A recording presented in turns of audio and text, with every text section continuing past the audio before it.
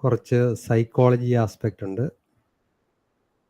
കുറച്ച് computer science aspect ഉണ്ട്. ഇതിൻ്റെ എല്ലാം ഒരു ഇൻ്റർസെക്ഷനിൽ വരുന്നൊരു ഫീൽഡാണ് ഹ്യൂമൻ കമ്പ്യൂട്ടർ ഇൻ്ററാക്ഷൻ എന്ന് പറയുന്നത്. ഒരു പേര് സൂചിപ്പിക്കുന്ന പോലെ ഹ്യൂമനും കമ്പ്യൂട്ടറും തമ്മിൽ ഇൻ്ററാക്ട് ചെയ്യുമ്പോൾ എന്തൊക്കെ കാര്യങ്ങളാണ് ഇമ്പോർട്ടൻറ്റ്, അത് സ്റ്റഡി ചെയ്യുന്ന ഒരു ഫീൽഡാണ് HCI, ഹ്യൂമൻ കമ്പ്യൂട്ടർ ഇൻ്ററാക്ഷൻ, അല്ലെങ്കിൽ HCI എന്ന് പറയുന്നത്.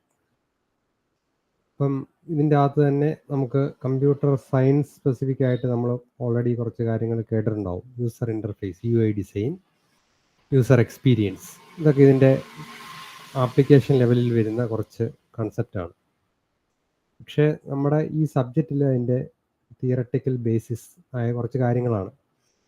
ഇതിൽ പറയുന്ന കാര്യങ്ങൾ നമ്മൾ അറിയാതെയോ അല്ലെങ്കിൽ ചിലപ്പോൾ അറിഞ്ഞോ നമ്മൾ കുറച്ചൊക്കെ ഇംപ്ലിമെൻറ്റ് ചെയ്യുന്നതാണ്. കാരണം നമ്മളൊരു യൂസർ ആപ്ലിക്കേഷൻ ഡെവലപ്പ് ചെയ്യുമ്പോൾ അതിൻ്റെ യൂസർ ഇൻ്റർഫേസ് ഡിസൈൻ ചെയ്യുന്നുണ്ട്. അപ്പോൾ നമുക്ക് അറിയാം, ഒരു യൂസർ ഇൻ്റർഫേസ് ഡിസൈൻ ചെയ്യുമ്പോൾ അതിൻ്റെ അകത്ത് ഏറ്റവും ഇമ്പോർട്ടൻ്റ് ആയ കാര്യം എന്ന് പറയുന്നത് അത് ഉപയോഗിക്കുന്ന ആൾക്ക് എളുപ്പമുള്ള രീതിയിലായിരിക്കണം ആ യൂസർ ഇൻ്റർഫേസ് എന്നുള്ളത്. അപ്പോൾ ആ കാര്യമാണ് ഇവിടെ ശരിക്കും പറഞ്ഞാൽ 1, 2, 3, 4 യൂണിറ്റുകളിൽ പഠിക്കുന്നത്. 1, 2, 3 യൂണിറ്റുകളിൽ ഈ കാര്യത്തെക്കുറിച്ച് ഉള്ള കുറച്ച് തിയറട്ടിക്കൽ ബേസിസ് ആണ് പഠിക്കുന്നത്. അപ്പോൾ അത്രേ പഠിക്കാനുള്ളൂ. ഞാനിപ്പം പറഞ്ഞ കാര്യങ്ങളെ ഇതിൻ്റെ അകത്ത് പഠിക്കാനുള്ളൂ. ശരിക്കും എങ്ങനെയാണ് യൂസർ ഇൻ്റർഫേസ് ഡിസൈൻ ചെയ്യുമ്പോൾ നമ്മൾ എന്തൊക്കെ കാര്യങ്ങളാണ് ഇമ്പോർട്ടൻറ്റ്. ചുരുക്കി പറഞ്ഞു കഴിഞ്ഞാൽ user is at the core. Human computer ഇൻ്ററാക്ഷനിൽ ഒരു ആപ്ലിക്കേഷൻ ഡെവലപ്പ് ചെയ്യുകയാണെങ്കിൽ യൂസർ ഇൻ്റർഫേസ് ആണ് നമ്മൾ ഡിസൈൻ ചെയ്യുന്നതെങ്കിൽ യൂസറാണ് അതിൻ്റെ അകത്ത് ഏറ്റവും ഇമ്പോർട്ടൻ്റ് ആൾ. പക്ഷേ ഇതിൻ്റെ അകത്ത് പല പ്രശ്നങ്ങളുണ്ടാവും. പല ടൈപ്പ് ഓഫ് യൂസേഴ്സ് ഉണ്ട്. യൂസർ എന്ന് പറയുന്നത് വളരെ ബ്രോഡ് ടേമാണ്. നമ്മളിപ്പോൾ ഏതെങ്കിലും കണ്ണ് കാണാൻ മേലാത്ത ആളുകൾക്ക് വേണ്ടിയാണ് ഒരു സാധനം ബിൽഡ് ചെയ്യുന്നതെങ്കിൽ യൂസേഴ്സ് അവരെ ഉദ്ദേശിച്ചാണ്. അപ്പോൾ അങ്ങനെയുള്ള ആളുകൾക്ക് വേണ്ടി ഉള്ള ഇൻ്റർഫേസ് വേണം നമ്മൾ ബിൽഡ് ചെയ്യാൻ. ചെവി കേൾക്കാൻ മേലാത്ത ആൾക്കാരാണെങ്കിൽ അവർക്ക് വേണ്ടിയുള്ള ഫീച്ചർ ഉൾപ്പെടുത്തി വേണം ബിൽഡ് ചെയ്യാൻ. വളരെ ബ്രോഡായ പലതരത്തിലുള്ള ആൾക്കാർ ഉപയോഗിക്കുന്നതായിരിക്കും നമ്മുടെ ഒരു ആപ്ലിക്കേഷൻ. ചിലപ്പം യൂഷ്വലി അങ്ങനെയാണ്. അങ്ങനെയാണെങ്കിൽ ഇവർക്ക് എല്ലാവർക്കും പറ്റുന്ന കുറച്ച് ഫീച്ചേഴ്സ് ഉണ്ടാവും. അപ്പോൾ നമ്മൾ ഇന്നത്തെ കാലത്തെ വെബ്സൈറ്റുകളിലൊക്കെ നോക്കിക്കഴിഞ്ഞാൽ ആക്സസിബിലിറ്റി ടാബ് എവിടെയെങ്കിലുമൊക്കെ ഉണ്ടാവും. ആക്സസിബിലിറ്റി എന്ന് പറയുന്നൊരു ഫീച്ചർ എവിടെയെങ്കിലും ഉണ്ടാവും. ഞാൻ മനസ്സിലാക്കുന്നതനുസരിച്ച് നിങ്ങളുടെ കോളേജിൻ്റെ വെബ്സൈറ്റിലും ഞങ്ങളുടെ കോളേജിൻ്റെ വെബ്സൈറ്റിലും ഒക്കെ അത് പ്രൊവൈഡ് ചെയ്തിട്ടുണ്ട്. കാരണം എന്താണെന്ന് വെച്ച് കഴിഞ്ഞാൽ പലതരത്തിലുള്ള ഡിസബിലിറ്റി ഉള്ള ആളുകളുണ്ട്. ഒരു 3-4% അല്ലെങ്കിൽ ഒരു 10% താഴെയാണ് ജനറലി പോപ്പുലേഷൻ്റെ. പക്ഷേ അങ്ങനെയുള്ള ആൾക്കാർ ഇതിൻ്റെ അകത്ത് എക്സ്ക്ലൂഡഡ് ആയി പോകാതിരിക്കാൻ വേണ്ടി നമ്മൾ ബിൽഡ് ചെയ്യുമ്പോൾ ആക്സസിബിലിറ്റിയും കൂടെ ഇൻക്ലൂഡ് ചെയ്യണമെന്നാണ്. അത് പൊതുവിൽ ആളുകൾ ചെയ്യാറില്ലായിരുന്നു. പിന്നീട് UGCയും ഗവൺമെൻറ്റും അത് നിർബന്ധമാക്കി വെച്ചിട്ടുണ്ട്. ഇന്ത്യയിൽ ബിൽഡ് ചെയ്യുന്ന വെബ്സൈറ്റുകൾക്ക് അത് ഉണ്ടാകണമെന്നാണ് പറയുന്നത്. അതിൻ്റെ ബേസിസിലാണ് നമുക്കിപ്പം ഏത് ഗവൺമെൻറ്റിൻ്റെ വെബ്സൈറ്റ് എടുത്താലും അതിൻ്റെ അകത്ത് ആക്സസിബിലിറ്റി ഫീച്ചേഴ്സ് ഉണ്ടാവും. ആക്സസിബിലിറ്റി ഫീച്ചറുകൾ എന്തൊക്കെയാണെന്ന് വെച്ച് കഴിഞ്ഞാൽ യൂസർ ഇൻ്റർഫേസ് ഡിസൈൻ ചെയ്യുമ്പോൾ, ഒരു വെബ്സൈറ്റ് ഡിസൈൻ ചെയ്യുമ്പോൾ ഫോണ്ടിൻ്റെ സൈസ് കൂട്ടുകയോ കുറയ്ക്കുകയൊക്കെ ചെയ്യാം. ഹൈ കോൺട്രാസ്റ്റ് സാധനങ്ങൾ ഉപയോഗിക്കാതിരിക്കാം. ഇനി കളറുകൾ ചേഞ്ച് ചെയ്യാൻ പറ്റും, അല്ലെങ്കിൽ സൈസ് കൂടാൻ പറ്റും. സ്ക്രീൻ മാഗ്നിഫയർ ഉണ്ടാവും, സ്ക്രീൻ റീഡേഴ്സ് ഉണ്ടാവും കാഴ്ച പരിമിതിയുള്ളവർക്ക് വേണ്ടി. ഇങ്ങനെയുള്ള കുറേ അധികം ഫീച്ചറുകളുണ്ട് പലതരത്തിലുള്ള ഡിസബിലിറ്റി ഉള്ളവർക്ക് വേണ്ടി. ഇനി അതുകൂടാതെ നമ്മളൊരു യൂസർ ഇൻ്റർഫേസ് ഡെവലപ്പ് ചെയ്യുമ്പം അത് പ്രത്യേകിച്ച് ഒരു മാനുവലൊന്നും വായിച്ച് നോക്കാതെ ആർക്ക് വേണമെങ്കിലും ഉപയോഗിക്കുന്ന രീതിയിലായിരിക്കണം. അതും വളരെ ഇമ്പോർട്ടൻ്റ് ആണ്. ഇപ്പോൾ ഒരു ഉദാഹരണം പറഞ്ഞു കഴിഞ്ഞാൽ നമ്മൾ ഗൂഗിൾ, ഫേസ്ബുക്ക് ഇങ്ങനെയുള്ളവരുടെ ഏതെങ്കിലും ഒരു ആപ്ലിക്കേഷൻ നമ്മൾ ഉപയോഗിക്കുകയാണെങ്കിൽ നമുക്ക് പ്രത്യേകിച്ച് ഒരു മാനുവലൊന്നും വായിച്ച് നോക്കി അത് ഉപയോഗിക്കേണ്ട ആവശ്യമില്ല. നമ്മൾ ഇൻസ്റ്റാഗ്രാം ഉപയോഗിക്കാമെന്ന് വിചാരിക്കും. ഇൻസ്റ്റാഗ്രാം ആപ്പ് ഇൻസ്റ്റാൾ ചെയ്യുന്നു, നമ്മൾ എടുക്കുന്നു, ഉപയോഗിക്കുന്നു. ഭയങ്കര ഇൻറ്റ്യൂട്ടീവാണ് എൻ്റെ യൂസർ ഇൻ്റർഫേസ് എന്ന് പറയുന്നത്. അപ്പോൾ അവർ വർഷങ്ങളോളം ഒരു റിസർച്ച് നടത്തി മനസ്സിലാക്കിയ കാര്യങ്ങളാണ് അവർ അതിൻ്റെ അകത്ത് ഇംപ്ലിമെൻറ്റ് ചെയ്തേക്കുന്നത്. അപ്പോൾ അങ്ങനെയുള്ള കുറച്ച് കാര്യങ്ങളിൽ അവർ എങ്ങനെ എത്തിപ്പെട്ടു, അതിൻ്റെ പുറകിലുള്ളൊരു തിയറി ആണ് ശരിക്കും ഈ സബ്ജക്റ്റിൻ്റെ 1, 2, 3 യൂണിറ്റുകളിൽ ശരിക്കും നമ്മൾ പഠിക്കുന്നത്. ഇത് തിയറി കുറച്ച് ഡ്രൈ ആണ്. നമുക്ക് കുറച്ച് താല്പര്യമുള്ള കാര്യങ്ങളല്ല ഇതിൻ്റെ അകത്ത് പറയുന്നത്. പക്ഷേ എക്സാമിന് എന്തായാലും അത് ചോദിക്കാതിരിക്കാൻ നിവൃത്തിയില്ല.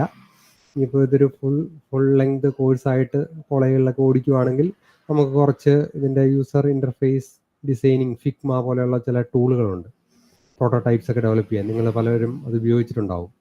അപ്പോൾ അതിനെക്കുറിച്ചൊക്കെ കുറച്ചൊരു അത് വെച്ചിട്ട് നമ്മുടെ യൂസർ ഇൻ്റർഫേസ് ഒക്കെ ഡെവലപ്പ് ചെയ്യുക, അങ്ങനെയുള്ള കുറച്ച് കാര്യങ്ങളൊക്കെ ചെയ്യാമായിരുന്നു. അപ്പോൾ എന്തായാലും നമുക്ക് നിങ്ങൾക്ക് എക്സാം അടുത്ത് വന്നിരിക്കുന്നത് കൊണ്ട് നമുക്ക് അതിൻ്റെ കുറച്ച് തിയറിയിലോട്ട് പോവാം. അപ്പോൾ മൊഡ്യൂൾ 2 സ്റ്റാർട്ട് ചെയ്യുന്നത് ഇൻ്ററാക്ഷൻ എന്ന് പറയുന്നൊരു ടോപ്പിക്കാണ്. ഇതിനകത്ത് ഇൻ്ററാക്ഷൻ ഉണ്ട്, ഇൻ്ററാക്ഷൻ ഡിസൈനും ഉണ്ട്. ഇൻ്ററാക്ഷനിൽ we start with what is interaction. Interaction refers to the communication between user and system. So what it does is it helps to understand what is going on in the interaction between user and system. എന്താണ് ഒരു കമ്പ്യൂട്ടറും അല്ലെങ്കിൽ ഒരു യൂസറും കമ്പ്യൂട്ടറും തമ്മിൽ interact ചെയ്യുമ്പോൾ എന്താണ് സംഭവിക്കുന്നത് എന്നുള്ളതാണ് ഇൻ്ററാക്ഷനിൽ നമ്മൾ ഡിസ്കസ് ചെയ്യുന്നത്. അപ്പോൾ ഇത് മനസ്സിലാക്കാൻ വേണ്ടി ജനറലി 2 മോഡൽസ് ഡിഫൈൻ ചെയ്തിട്ടുണ്ട്. അതിൻ്റെ അകത്ത് ഏറ്റവും ഇമ്പോർട്ടൻറ്റ് മോഡൽസ് എന്ന് പറയുന്നത് നോർമാൻസ് എക്സിക്യൂഷൻ ഇവാലുവേഷൻ സൈക്കിളാണ്. രണ്ടാമത്തേതെന്ന് പറഞ്ഞാൽ നോർമാൻസ് എക്സിക്യൂഷൻ ഇവാലുവേഷൻ സൈക്കിളിൻ്റെ ഒരു എക്സ്റ്റൻഷനാണ്. നമ്മളതിനെ ഇൻ്ററാക്ഷൻ ഫ്രെയിംവർക്ക് എന്ന് വേണേൽ വിളിക്കാം. സോ ഈ മോഡൽസ് എന്താണ് നമ്മളെ ഹെൽപ്പ് ചെയ്യുന്നത്? ഈ മോഡൽസ് നമുക്ക് helps to understand what is going on in the interaction. What is going on in the interaction means what happens when a user interacts with the system. ഇപ്പോൾ Norman's execution evaluation സൈക്കിളിൽ അതൊരു സൈക്ലിക്കാണ്. നമുക്ക് 7 steps ഉണ്ട്. നമുക്കൊരു user establishes the goal, എന്താണ് ചെയ്യേണ്ടതെന്ന് തീരുമാനിക്കുന്നു. He forms an intention, he specifies the action sequence, അതെങ്ങനെയാണ് ചെയ്യേണ്ടതെന്നുള്ള ഒരു സീക്വൻസ് ഓഫ് ആക്ഷൻസ് ഉണ്ട്. അത് എക്സിക്യൂട്ട് ചെയ്യുന്നു. പെർസീവിങ് ദ സിസ്റ്റം സ്റ്റേറ്റ്, അത് എക്സിക്യൂട്ട് ചെയ്ത് കഴിയുമ്പോൾ സിസ്റ്റത്തിൻ്റെ സ്റ്റേറ്റ് ചേഞ്ച് ചെയ്യും. Then he perceives that, interprets the system state. അപ്പോൾ നമ്മൾ ഉദ്ദേശിച്ച രീതിയിലാണോ അതല്ലെങ്കിൽ നമ്മുടെ നമ്മളൊരു ഗോളിനെ അനുസരിച്ചാണ് യൂസർ ഒരു ആക്ഷൻ ചെയ്യുന്നത്. അപ്പോൾ ഏറ്റവും ലാസ്റ്റ് സ്റ്റെപ്പ് എന്ന് പറഞ്ഞു കഴിഞ്ഞാൽ നമ്മൾ ഉദ്ദേശിച്ച രീതിയിൽ ഔട്ട്പുട്ട് വന്നിട്ടുണ്ടോ. ഒരു ഉദാഹരണം പറഞ്ഞു കഴിഞ്ഞാൽ നമ്മളൊരു ATM-ലോട്ട് കയറുവാണ്.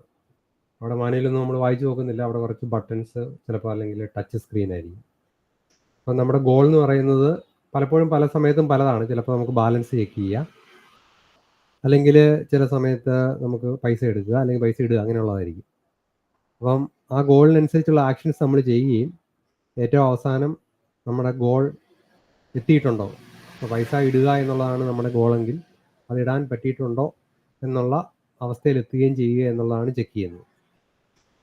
അതാണ് നോർമാൻസ് എക്സിക്യൂഷൻ ഇവാലുവേഷൻ സൈക്കിൾ എന്ന് പറയുന്ന ഏറ്റവും ബേസിക് ആയിട്ടുള്ള ഇൻ്ററാക്ഷൻ മോഡൽ എന്ന് പറയുന്നത്.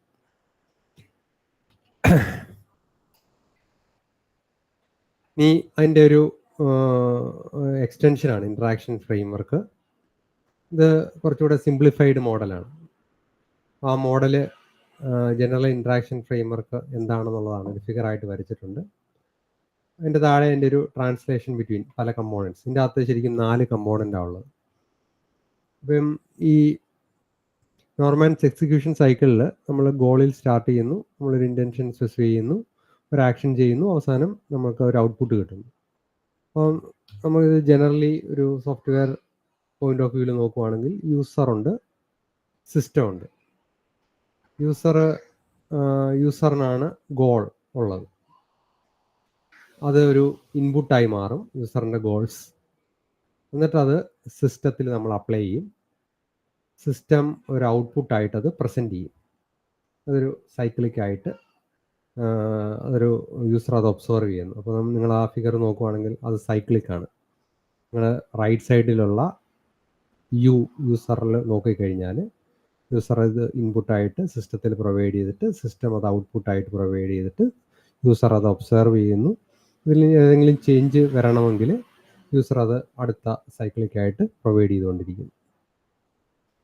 അപ്പം ഇൻറ്ററാക്ഷൻ ഫ്രെയിംവർക്കിൽ 4 കമ്പോണൻസ് ഉണ്ട്: user, system, input and output. അപ്പോൾ അതിൻ്റെ അകത്ത് ആ എഡ്ജസിൽ ട്രാൻസ്ലേഷൻ പല കമ്പോണൻറ്റ് തമ്മിൽ യൂസർ ടു സിസ്റ്റം എന്ന് പറയുന്ന ആർട്ടിക്കുലേഷനാണ്. User expresses the task in input language. Input language എന്ന് പറഞ്ഞാൽ നമ്മൾ ഇതിൻ്റെ അകത്ത് പറയുന്ന കാര്യങ്ങൾ ഞാൻ ആദ്യമേ പറഞ്ഞല്ലോ, ഇത് കമ്പ്യൂട്ടർ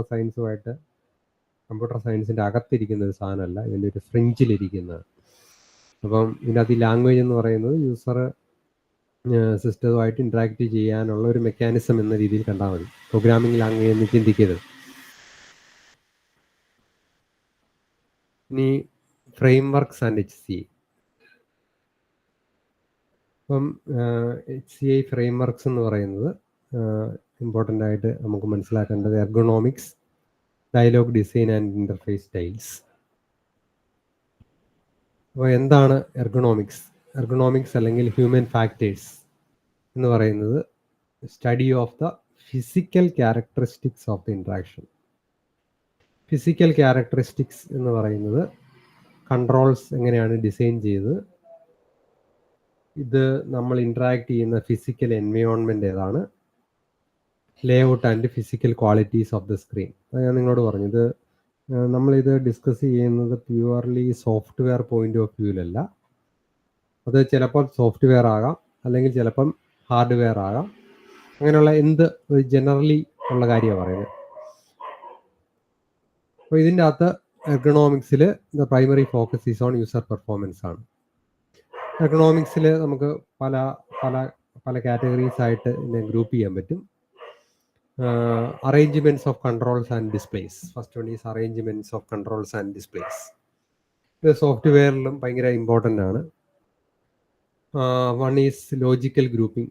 നമ്മളിപ്പം സോഫ്റ്റ്വെയർ ഡിസൈൻ ചെയ്യുമ്പോൾ സോഫ്റ്റ്വെയറിലെ കമ്പോണൻസ് ഒരേ ഫങ്ഷൻസ് അല്ലെങ്കിൽ സിമിലർ ഫങ്ഷൻസ് ഉള്ളതെല്ലാം നമ്മൾ അടുപ്പിച്ച് വെക്കണമെന്നുള്ളതാണ്. കട്ട്, കോപ്പി, പേസ്റ്റ് അങ്ങനെയുള്ള സാധനങ്ങളൊക്കെ അങ്ങനെയുള്ള കൺട്രോൾസ് നമ്മൾ സോഫ്റ്റ്വെയർ ഡിസൈൻ ചെയ്യുമ്പോൾ വളരെ അടുപ്പിച്ച് വെക്കണം. കാരണം വെച്ച് കഴിഞ്ഞാൽ യൂസർ എപ്പോഴും ഇപ്പം മൗസ് കൊണ്ട് ക്ലിക്ക് ചെയ്യാനാണ് ശ്രമിക്കുന്നതെങ്കിൽ ഇപ്പം കട്ടിൻ്റെ അടുത്ത് തന്നെ കോപ്പി ഉണ്ടാകുമെന്നാണ് യൂസർ എക്സ്പെക്ട് ചെയ്യുന്നത് ജനറലി. അപ്പം നമ്മൾ കട്ട് ഒരു സ്ഥലത്തും പേസ്റ്റ് വേറൊരു സ്ഥലത്ത് വളരെ ദൂരെയും കൊണ്ടിടുവാണെങ്കിൽ ഇത് യൂസറിനെ കൺഫ്യൂസ് ചെയ്യും. അങ്ങനെയുള്ള കേസിലൊക്കെ നമുക്ക് യൂസർ ഒരു മാനുവൽ കൊടുക്കേണ്ടി വരും, ഒരു സാധനം എങ്ങനെയാണ് വർക്ക് ചെയ്യുന്നതെന്ന് അറിയിക്കാൻ വേണ്ടി. അത് ഫിസിക്കലി ഒരു സാധനം ബിൽഡ് ചെയ്യുവാണെങ്കിലും സെയിം ആണ്. ഇതിനകത്ത് ഒരു എക്സാമ്പിൾ എഴുതിയിട്ടുണ്ട്. Opposite functions should be kept separate to avoid mistakes. അപ്പം ഓൺ ഓഫ് ആണെങ്കിൽ ജനറൽ റൂൾ എന്ന് പറയുന്നത് ഓണിനൊരു സ്വിച്ചും ഓഫിന് വേറൊരു സ്വിച്ചും കൊടുക്കണമെന്നുള്ളതാണ്. അത് പലപ്പോഴും പറ്റില്ല. കാരണം വെച്ച് കഴിഞ്ഞാൽ നമ്മുടെ ഇൻ്റർഫേസ് ഭയങ്കര വലുതായി പോവും. അല്ലെങ്കിൽ അത് പെട്ടെന്ന് തിരിച്ചറിയാൻ പറ്റുന്ന രീതിയിലായിരിക്കണം അത് വെക്കേണ്ടതെന്നാണ് അതുകൊണ്ട് ഉദ്ദേശിക്കുന്നത്. ഇത് പലപ്പോഴും ഈ കാര്യങ്ങളൊന്നും പല കാര്യങ്ങളിലും ആൾക്കാർ ഫോളോ ചെയ്യാറില്ല. ഈ അടുത്ത കാലത്ത് എനിക്ക് അനുഭവപ്പെട്ട ഒരെണ്ണമെന്ന് വെച്ച് കഴിഞ്ഞാൽ പെട്രോൾ പമ്പിൽ എയർ ഫില്ല് ചെയ്യാൻ പോയി. അവിടെ നൈട്രജൻ, നോർമൽ എയർ അങ്ങനെ രണ്ടെണ്ണം വെച്ചിട്ടുണ്ട്. അത് സെയിം കൺട്രോളിലാണ് അവർ അഡ്ജസ്റ്റ് ചെയ്യുന്നത്. പക്ഷെ അതിൻ്റെ നോബ് കറക്റ്റായിട്ട് അവർ ഫിറ്റ് ചെയ്തില്ല. അത് എഴുതി വെച്ചിരിക്കുന്നത് മാഞ്ഞു പോയതുകൊണ്ട് അതിൻ്റെ അകത്ത് ഞാനത് തിരിച്ചു വെക്കുന്നത് നൈട്രജനിലാണോ അതോ എയറിലാണോ എന്ന് ഭയങ്കര കൺഫ്യൂസിങ് ആണ്. എനിക്കത് ഭയങ്കര കൺഫ്യൂസിങ് ആയി. പിന്നെ ഞാനത് അവരെ വിളിച്ച് ചോദിക്കേണ്ടി വന്നു. അല്ലെങ്കിൽ അത് നിങ്ങൾ നൈട്രജന് ഒരു സ്വിച്ചും ഒരു സെപ്പറേറ്റ് സ്വിച്ച് നോർമൽ എയറിനും ആണെങ്കിൽ നമുക്ക് പെട്ടെന്ന് തിരിച്ചറിയാൻ പറ്റും. അത് അങ്ങനെയുള്ള കാര്യങ്ങളാണ് നമ്മൾ എർഗണോമിക്സിൽ ഡിസ്കസ് ചെയ്യുന്നത്. ഇനി വേറെ കാര്യം എന്ന് പറഞ്ഞാൽ ആക്സസിബിലിറ്റി എന്ന് പറഞ്ഞു കഴിഞ്ഞാൽ നമ്മൾ ഫ്രീക്വൻ്റ് ആയിട്ട് ഏറ്റവും കൂടുതൽ സ്ഥിരമായിട്ട് യൂസ് ചെയ്യുന്ന കാര്യങ്ങൾ വേണമെങ്കിൽ വളരെ പ്രോമിനൻ്റ് ആയിട്ട് വേണമെങ്കിൽ ഡിസ്പ്ലേ ചെയ്യാം. അത് പെട്ടെന്ന് നമുക്ക് ആക്സസിബിൾ ആയിരിക്കണം എന്ത് സാധനം ഡിസ്പ്ലേ ചെയ്യുന്നെങ്കിൽ. ഫിസിക്കൽ എൻവയോൺമെൻറ്റ് നമ്മളൊരു സാധനം ഡിസ്പ്ലേ ചെയ്യുമ്പം ബിൽഡ് ചെയ്യുമ്പം അതിൻ്റെ light, noise, we should avoid the glare or excessive noise. Both can affect performance and comfort. User positioning important ആണ്. യൂസറിന് പെട്ടെന്ന് അപ്പോൾ ഒരു ഫിസിക്കൽ ഡിവൈസ് ആണെങ്കിൽ കൈകൊണ്ട് പെട്ടെന്ന് എത്തുന്ന രീതിയിലുള്ള സ്ഥലത്തായിരിക്കണം അതിൻ്റെ കൺട്രോൾസ്. ഡിഫിക്കൽട്ട് ആണെങ്കിൽ അത് കൺട്രോൾ ചെയ്യാൻ ഡിഫിക്കൽട്ട് ആയിരിക്കും. ഹെൽത്ത് ഇഷ്യൂസ്, അത് ശരിയായ രീതിയിൽ ഇരുന്ന് ഉപയോഗിക്കാൻ, വളരെ സമയം ഇരുന്ന് ഉപയോഗിക്കുന്ന ഒരു ഡിവൈസ് ആണെങ്കിൽ അത് പോസ്ചർ കറക്റ്റായിട്ടിരിക്കുന്ന രീതിയിലായിരിക്കണം ആ ഡിവൈസ് ഡിസൈൻ ചെയ്യേണ്ടത്. എക്സ്ട്രീം ടെമ്പറേച്ചർ ഉണ്ടാകുന്ന രീതിയിലാകരുത്. It can reduce concentration. അങ്ങനെയുള്ള കാര്യങ്ങളാണ്. കളർ സ്കീംസ് പെട്ടെന്ന് തിരിച്ചറിയാൻ പറ്റുന്നതായിരിക്കണം. ഇപ്പം ഉദാഹരണം പറഞ്ഞു കഴിഞ്ഞാൽ ഡേഞ്ചർ ആയിട്ടുള്ള ഒരു സ്വിച്ച് ആണെങ്കിൽ നമുക്ക് റെഡ് കളർ കൊടുക്കാം. ഡേഞ്ചർ ആയ സാധനത്തിന് നമ്മൾ ഗ്രീൻ കളർ കൊടുക്കുകയാണെങ്കിൽ അത് യൂസറിനെ കൺഫ്യൂസ് ചെയ്യും. ഈ റെഡ് തന്നെ പല കൾച്ചറിൽ പലതാണ് ഉദ്ദേശിക്കുന്നത്. അപ്പം അത് നമ്മൾ ഏത് സ്ഥലത്തുള്ള ആളുകൾക്ക് വേണ്ടിയാണോ ഡിസൈൻ ചെയ്യുന്നതനുസരിച്ച് ആ കാര്യങ്ങളിലൊക്കെ നമ്മൾ ശ്രദ്ധിക്കണം. ഇൻറ്ററാക്ഷൻ സ്റ്റൈൽ എന്ന് പറഞ്ഞാൽ യൂസറും കമ്പ്യൂട്ടറുമായിട്ട് ഇൻറ്ററാക്ട് ചെയ്യാൻ വേണ്ടി പല തരത്തിൽ ചെയ്യാം. അപ്പോൾ നിങ്ങൾ നിങ്ങളുടെ പ്രൊജക്റ്റിലാണെങ്കിൽ എല്ലാം ഒരു വെബ്സൈറ്റാണ് ബിൽഡ് ചെയ്യുന്നത്. അതെന്ന് പറയുന്നത് ഒരു വിൻഡോ ഉണ്ടാവും, മൗസ് കൊണ്ട് ക്ലിക്ക് ചെയ്യാൻ പറ്റും. അങ്ങനെയുള്ള ഒരു ഇൻട്രാക്ഷൻ സ്റ്റൈലാണ് നിങ്ങൾ ഫോളോ ചെയ്യുന്നത്, നിങ്ങളുടെ UI. ഇപ്പം നമ്മൾ ഏത് ആളോട് ഒരു ആപ്ലിക്കേഷൻ ഡെവലപ്പ് ചെയ്യാൻ പറഞ്ഞാലും അയാൾ ഉദ്ദേശിക്കുന്നത് അങ്ങനെയായിരിക്കും. ഇനി ഇപ്പോൾ പുതിയ കാലത്തോട്ട് വരുമ്പം അതിൽ നിന്ന് എക്സ്റ്റെൻഡ് ചെയ്ത് ഇപ്പം VR ഹെഡ്സെറ്റ് ഒക്കെ ഉപയോഗിക്കുകയാണെങ്കിൽ 3 ഡയമെൻഷണൽ ഇൻ്റർഫേസസിലോട്ടാണ് നമ്മൾ മൂവ് ചെയ്യുന്നത്. നമ്മൾ ജനറലി അത്ര എത്തിയിട്ടില്ല, കാരണം VR ഹെഡ്സെറ്റ് എല്ലാവർക്കും ആക്സസിബിൾ ഒന്നുമല്ല. അല്ലെങ്കിൽ ഒരു വിൻഡോ ഉണ്ടാവും, ഒരു കമ്പ്യൂട്ടറിൽ വിൻഡോ ഉണ്ടാവും. അതിൻ്റെ അകത്ത് നമ്മുടെ കേസിൽ നമ്മൾ ബ്രൗസർ എടുക്കുന്നു, അതിൻ്റെ അകത്ത് യൂസർ ഇൻ്റർഫേസ് ഉണ്ടാവും. അതിൻ്റെ അകത്ത് മൗസ് കൊണ്ട് ക്ലിക്ക് ചെയ്ത് ഇൻറ്ററാക്ട് ചെയ്യാൻ പറ്റും. അപ്പം ഇതിൻ്റെ അകത്ത് അങ്ങനെയുള്ള പല തരത്തിലുള്ള ഇൻറ്ററാക്ഷൻ ഉപയോഗിക്കുന്ന പല ടെക്നിക്സിനെ കുറിച്ചാണ്. അപ്പോൾ നിങ്ങൾ ലിനക്സ് യൂസ് ചെയ്യുന്നവരാണെന്നാണ് ഞാൻ മനസ്സിലാക്കുന്നത്. അപ്പം ആദ്യകാലത്ത് ലിനക്സിൽ യൂസർ ഇൻ്റർഫേസ് ഇല്ല. ആ കേസിൽ ആളുകളെല്ലാം ഒരു ടെർമിനൽ എടുത്ത് കമാൻഡ് ടൈപ്പ് ചെയ്തിട്ടാണ് ചെയ്യുന്നത്. അതാണ് command line interface. You all know that. Command line ഇൻ്റർഫേസിൽ പക്ഷേ നമുക്ക് മൗസ് കൊണ്ട് ഉള്ള കൺട്രോൾ ഇല്ല. പിന്നീട് വന്ന ഒരെണ്ണമാണ് മെനൂസിൽ നമ്മളിപ്പം C പ്രോഗ്രാമിംഗ് ലാബിലൊക്കെ ഇപ്പം ഉദാഹരണത്തിന് മെനു ഡ്രിവൺ കാൽക്കുലേറ്റർ നമ്മൾ ചെയ്യുന്നൊരു പ്രോഗ്രാമാണ്. അപ്പോൾ അതിൻ്റെ അകത്ത് യൂസറിനോട് ഏത് ഓപ്പറേറ്റർ ആണെന്ന് ചോദിക്കും, നമ്പർ എൻ്റർ ചെയ്യും, എന്നിട്ട് ആ ഓപ്പറേറ്ററിനനുസരിച്ചുള്ള ഔട്ട്പുട്ട് ഡിസ്പ്ലേ ചെയ്യും. അപ്പം മെനു ഡ്രിവൺ കാൽക്കുലേറ്ററിൽ നമ്മൾ ആ മെനുവിൽ കാണിക്കുന്ന എന്താണോ അത് മാത്രമേ യൂസറിന് ചെയ്യാൻ പറ്റുള്ളൂ. യൂസറിന് സെലക്ഷൻ നമ്മൾ റെസ്ട്രിക്റ്റ് ചെയ്തിട്ടുണ്ട്. അപ്പോൾ അങ്ങനെയുള്ള സെലക്ഷൻ റെസ്ട്രിക്റ്റ് ചെയ്യുന്ന കേസിലാണ് നമ്മളൊരു മെനു ഡ്രിവൺ സിസ്റ്റം ഡിസൈൻ ചെയ്യുന്നത്. പിന്നെ വേറൊരെണ്ണമാണ് നാച്ചുറൽ ലാംഗ്വേജിലോട്ട് യൂസർ ഇൻപുട്ട് കൊടുക്കുന്നത്. അതിലോട്ട് നമ്മുടെ ലോകം എത്തിപ്പെടുന്നേ ഉള്ളൂ. ഈ ChatGPT പോലെയുള്ള ഇൻ്റർഫേസ് ലാർജ് ലാംഗ്വേജ് മോഡൽസിന് നമ്മുടെ നാച്ചുറൽ ലാംഗ്വേജ് ഇൻപുട്ടായിട്ട് എടുക്കുകയും അതിനനുസരിച്ചുള്ള ഔട്ട്പുട്ട് തരികയും ചെയ്യാം. അത് ഈ അടുത്ത കാലം വരെ നിയർലി ഇമ്പോസിബിൾ ആണ്. പക്ഷേ നാച്ചുറൽ ലാംഗ്വേജ് അതിൻ്റേതായ കുറച്ച് ഡ്രോബാക്സ് ഉണ്ട്. For example, natural language spoken ലാംഗ്വേജിനുള്ള ഏറ്റവും വലിയൊരു ഡ്രോബാക്ക് എന്ന് പറയുന്നത് അത് അംബീഗിയസ് ആണ്. അംബീഗിയസ് എന്ന് പറഞ്ഞു കഴിഞ്ഞാൽ ഒരേ വാക്കിന് തന്നെ പല അർത്ഥം ഉണ്ടാവാം. ഫോർ എക്സാമ്പിൾ, നമ്മളിപ്പോൾ പറയുകയാണ് ദേ ആർ ഫ്ലൈയിങ് പ്ലെയിൻസ് എന്ന് പറഞ്ഞു കഴിഞ്ഞാൽ ഒരാൾക്ക് വേണമെങ്കിൽ തോന്നാം അവർ പ്ലെയിൻ പറത്തുവാണ്. വേറെ ആൾക്ക് വേണമെങ്കിൽ തോന്നാം അത് പറക്കുന്ന പ്ലെയിനാണ്.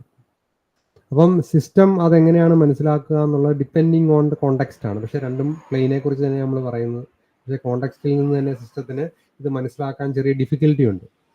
അപ്പം സിസ്റ്റം എന്താണോ മനസ്സിലാകുന്നത് അതിനനുസരിച്ച് ഔട്ട്പുട്ട് മാറും.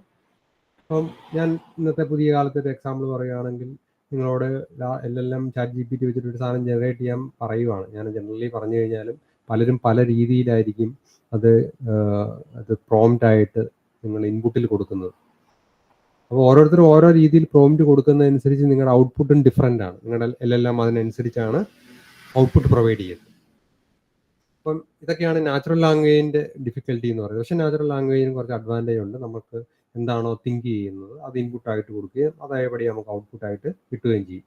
അല്ലെങ്കിൽ നമ്മൾ ഏതെങ്കിലും ഒരു പ്രോഗ്രാമിംഗ് ലാംഗ്വേജ് വെച്ചിട്ട് വേണം ഔട്ട്പുട്ട് ജനറേറ്റ് ചെയ്യാൻ, പക്ഷെ അത് നോർമൽ യൂസറിന് ഭയങ്കര ഡിഫിക്കൽട്ടാണ്. പിന്നെ question answer and query dialogue. ആ ക്വസ്റ്റ്യൻ ആൻസർ സിസ്റ്റത്തിൽ നമ്മൾ ക്വസ്റ്റ്യൻ ചോദിക്കുക, അതിനനുസരിച്ച് ഔട്ട്പുട്ട് പ്രൊവൈഡ് ചെയ്യുകയായിരിക്കും ചെയ്യുന്നത്.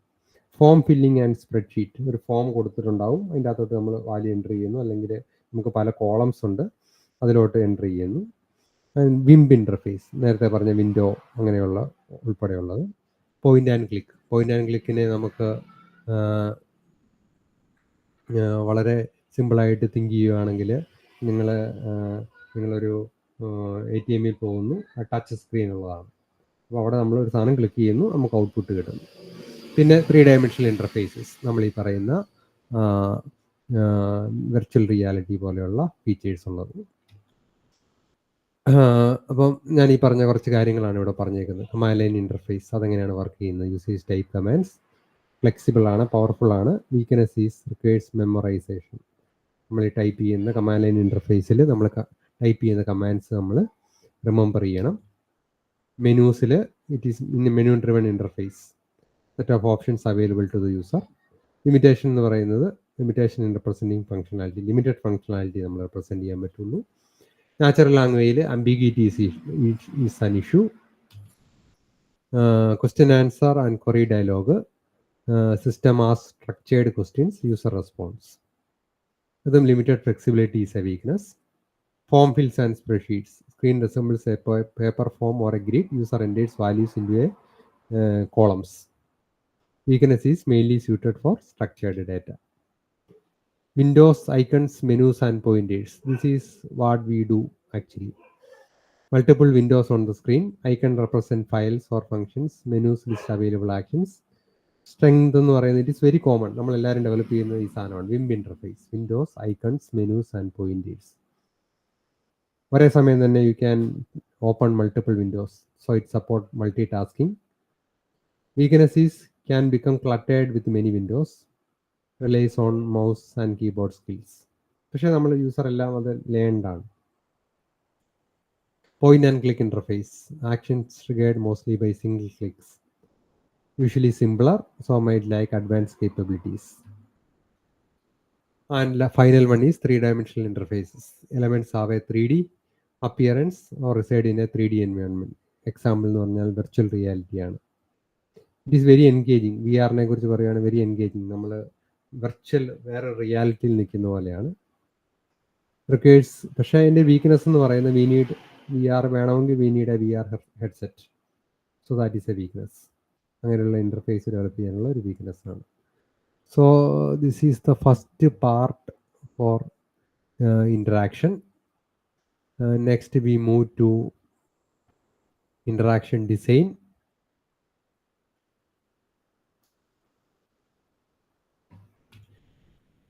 ഇൻറ്ററാക്ഷൻ ഡിസൈൻ ഇതിനെയൊക്കെ ഹൗ വി ഡിസൈൻ അതാണ് നമ്മൾ പഠിക്കുന്നത്.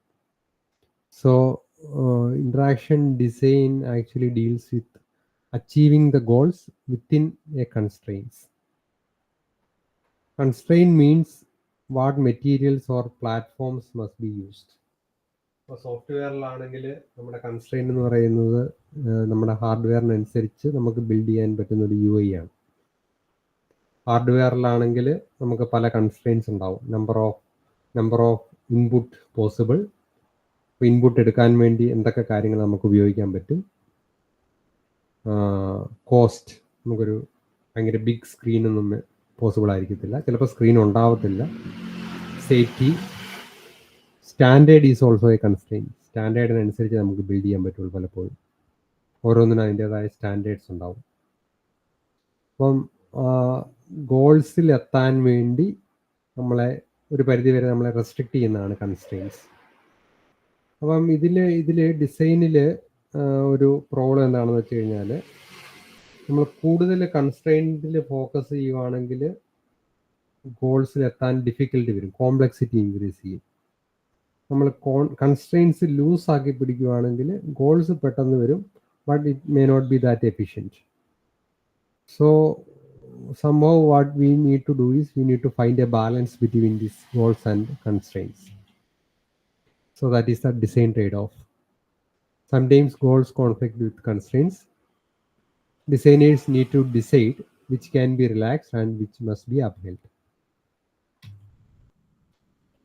So the golden rule of design എന്ന് പറയുന്നത് understand your materials, human and computers. The central message is, ഞാൻ ആദ്യം ക്ലാസ് തുടങ്ങിയപ്പോൾ പറഞ്ഞാണ്, you need to put the user first, keep the user in the center and remember the user at the end. എന്ന് വെച്ച് കഴിഞ്ഞാൽ നമ്മൾ ഒരു സാധനം ബിൽഡ് ചെയ്യുന്നതിന് മുൻപ് യൂസറിൽ നിന്ന് ഫീഡ്ബാക്ക് എടുത്ത് യൂസറിനനുസരിച്ച് വേണം ബിൽഡ് ചെയ്യാൻ. സാധനം ബിൽഡ് ചെയ്യുമ്പോഴും we need to focus on the user. Also നമ്മൾ ബിൽഡ് ചെയ്ത് കഴിഞ്ഞും യൂസറിനനുസരിച്ച് യൂസറിന് ആവശ്യമുള്ള സാധനമാണോ നമ്മൾ ബിൽഡ് ചെയ്തിരിക്കുന്നതെന്ന് നമുക്ക് എൻഷുർ ചെയ്യണം. So that is A central message of the design. You need to put the user first, keep the user in the center and remember the user at the end. So the attitude of focusing on real usage is paramount. Paramount means the most important thing. The focus should be on the user. So this is the process of design process. നമുക്ക് സോഫ്റ്റ്വെയറിലോട്ട് നോക്കുമ്പം software design പല models ഉണ്ട്. Almost similar ആണ്. ഈ software design ആ മോഡൽസിലോട്ടൊക്കെ വരുന്നതിന് മുൻപ് നമ്മൾ ഡിസ്കസ് ചെയ്യുന്ന ഒരു തിങ്ങാണ് ഞാൻ നേരത്തെ പറഞ്ഞല്ലോ. So what it does is the design process is we need to find out what is wanted. What is wanted means what the user wants. അതിനുവേണ്ടി നമുക്ക് പല കാര്യങ്ങൾ ചെയ്യാം. യൂസറിനെ നമ്മൾ ഇൻ്റർവ്യൂ ചെയ്ത് മനസ്സിലാക്കും. We need to analyse the requirements. Interview ചെയ്ത് മനസ്സിലാക്കുന്നതിന് നമുക്ക് റിക്വയർമെൻ്റ് എന്ന് വിളിക്കും. We need to analyse that. Based on that, we design a system. Then we usually develop a prototype. A prototype, then we evaluate that. Based on that evaluations, we do a analysis again. Again, we change the design, and we again develop and modify the prototype. We should be going in a cycle. After that, everything is okay. നമുക്ക് design fix ചെയ്ത് കഴിയുമ്പോൾ we need to implement and deploy that. അതിൻ്റെ ഔട്ട്പുട്ടായിട്ട് architecture, documentation, help, അങ്ങനെയുള്ള manuals. So this is the whole process of design. The process include 5 steps: requirements, analysis, design, iteration and prototyping, and final stage is implementation and deployment. നമ്മളെ സംബന്ധിച്ചോളം implementation, ഡിപ്ലോയ്മെൻറ്റിൽ coding, deployment, writing documentation, preparing manuals, അങ്ങനെയുള്ള കാര്യങ്ങളാണ് വരുന്നത്. User focus. So ഞാൻ ആദ്യമേ പറഞ്ഞ പോലെ we need to know our users, identify who they are. Users are not like us. നമ്മളൊരു സാധനം ബിൽഡ് ചെയ്യുമ്പം ഞാനാണ് യൂസർ എന്ന രീതിയിൽ ബിൽഡ് ചെയ്യരുത്. നമ്മൾ വലിയ സിസ്റ്റമൊക്കെ ബിൽഡ് ചെയ്യുമ്പം നമ്മൾ ഒരു ഡെവലപ്പറിൻ്റെ ഒരു പ്രോബ്ലം എന്ന് പറഞ്ഞാൽ ഡെവലപ്പർ ടെക്നോളജി അറിയാവുന്ന ആളാണ്. അപ്പോൾ നമ്മൾ ആണ് യൂസർ എന്ന രീതിയിൽ ബിൽഡ് ചെയ്ത് കഴിഞ്ഞാൽ റിയൽ യൂസേഴ്സിന് ചിലപ്പോൾ ഉപയോഗിക്കാൻ പറ്റിയെന്ന് വരില്ല. ബിഗ് സിസ്റ്റത്തിൽ യൂസർ ഇൻ്റർഫേസ് ഡിസൈനർ വേറൊരാളുണ്ടാവും. അവരാണിത് അനലൈസ് ചെയ്തിട്ട് ഇൻ്റർഫേസ് ഡിസൈൻ ചെയ്യുന്നത്. ഡെവലപ്പർ ഇൻ്റർഫേസിനനുസരിച്ചുള്ള കോഡ് ബിൽഡ് ചെയ്യുന്നു. അതാണ് ഒരു ബിഗ് സിസ്റ്റത്തിലൊക്കെ. അപ്പോൾ നമ്മുടെ അക്കാഡമിക് പ്രോജക്റ്റിലൊക്കെ നമ്മൾ തന്നെയാണ് എല്ലാം ചെയ്യുന്നത്. പക്ഷേ എനിക്ക് തോന്നുന്നത് വളരെ കുറച്ച് പ്രോജക്റ്റിൽ ഒഴിച്ച് വേറെ പ്രോജക്റ്റിലൊന്നും നമ്മളൊരു റിയൽ യൂസേഴ്സിനെ കുറിച്ച് തിങ്ക് ചെയ്യുന്നുണ്ടാവില്ല. ഇനി ചില കേസുകളിൽ റിയൽ യൂസേഴ്സുമായിട്ട് ഇൻട്രാക്ട് ചെയ്യാൻ ഭയങ്കര ബുദ്ധിമുട്ടായിരിക്കും. അങ്ങനെ ഒരു അനുഭവം ഉണ്ടായിട്ടുണ്ട്. ഞാനൊരു ഡെഫായ ആളുകൾക്ക് വേണ്ടി ഒരു സോഫ്റ്റ്വെയർ ബിൽഡ് ചെയ്തു.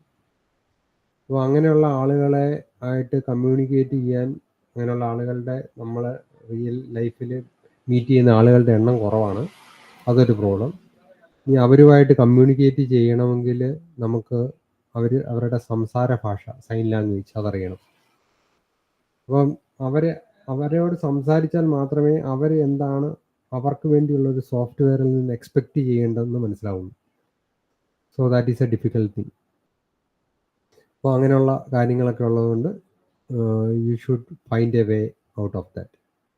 U need to talk to them, watch them, use your imaginations. അതായത് നമുക്ക് അവരുമായിട്ട് മീറ്റ് ചെയ്യാൻ പറ്റുന്നില്ലെങ്കിൽ നമ്മൾ അവരാണെന്ന് വിചാരിച്ച് വേണം നമ്മളൊരു സാധനം ബിൽഡ് ചെയ്യാൻ. സ്റ്റോറി ബോർഡ് പോലെയുള്ള കൺസെപ്റ്റൊക്കെ അതിനു വേണ്ടി ഉപയോഗിക്കാം. സിനാരിയോസ് ആണ്, അങ്ങനെയാണ് നമ്മൾ സിനാരിയോസിലോട്ട് വരുന്നത്. They are stories for design that describe how interaction unfolds. എങ്ങനെയാണ് യൂസർ ഇന്ററാക്ട് ചെയ്യുന്നതെന്നുള്ളൊരു വിഷ്വൽ ഡിസ്ക്രിപ്ഷനാണ് ഈ storyboards. Scenarios can be augmented by sketches, figures, simulated screenshot et cetera. അതിന് നമ്മൾ സ്റ്റോറി ബോർഡ്സ് എന്നാണ് വിളിക്കുന്നത്. They are used to communicate with others, express dynamics, sense of what system would look like. These scenarios are usually linear, ഒരു single path ആയിരിക്കും. Next we move to navigation design. Depending on the type of application, there are different navigation elements. Designing the structure and flow of screen or state in an application device, അതാണ് navigation design എന്ന് പറയുന്നത്. ഒരു PC desktop application ആണെങ്കിൽ widgets ഉണ്ട്, അതിൽ important ആയിട്ടുള്ള widget, screen design, navigation design. വെബ്സൈറ്റിലാണെങ്കിൽ form elements, tags, links, page design. Physical ഡിവൈസിലാണെങ്കിൽ button, style, slides, physical layout. അങ്ങനെ ഡിഫറെൻറ്റ് തിങ്സ് ആണ്, ലെവൽസ് ഓഫ് ഇൻട്രാക്ഷൻ. അതിനകത്ത് നാവിഗേഷൻ ഡിസൈനിൽ it is concern with local structure. So at any given screen locally the user should know about where you are, what you can do. ഒരു particular screen locally എന്തൊക്കെയാണ് important എന്നുള്ളതാണ്. അതുപോലെ തന്നെ global structure ഉണ്ട്. So in that what is important is group related functionality or content, often arranged by function, role or user type.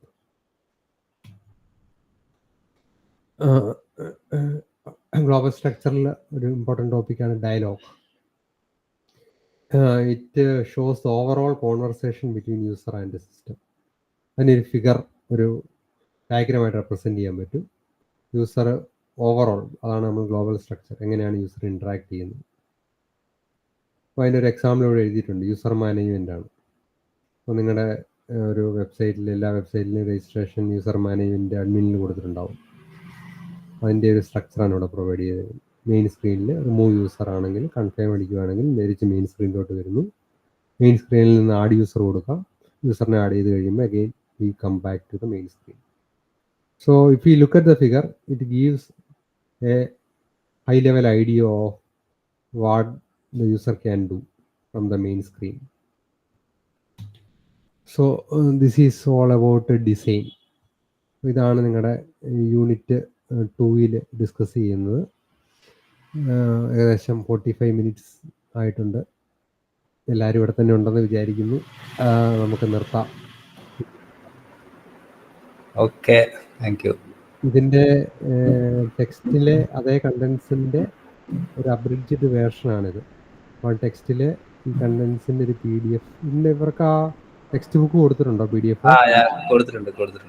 അപ്പോൾ അതിൽ നോക്കിയാൽ മതിയോ? അല്ലെങ്കിൽ ആ പാർട്ട് മാത്രം എടുത്ത് വേണമെങ്കിൽ ഷെയർ ചെയ്യുകയും ചെയ്യാം. ഒരു ചാപ്റ്റർ ആണ് നല്ലത്. ഇത് ഒരു ചാപ്റ്റർ അല്ല, ഒന്ന് കൂടുതൽ ചാപ്റ്റർ വരും. പല ചാപ്റ്ററിന്റെ പല സെയിം ടെക്സ്റ്റ് ബുക്കിന്റെ സെയിം സെക്ഷൻ ഹെഡിങ് ആണ് ഞാൻ യൂസ് ചെയ്തേക്കുന്നത്. ഓക്കെ, ശരി. Okay, thank you. ഓക്കെ.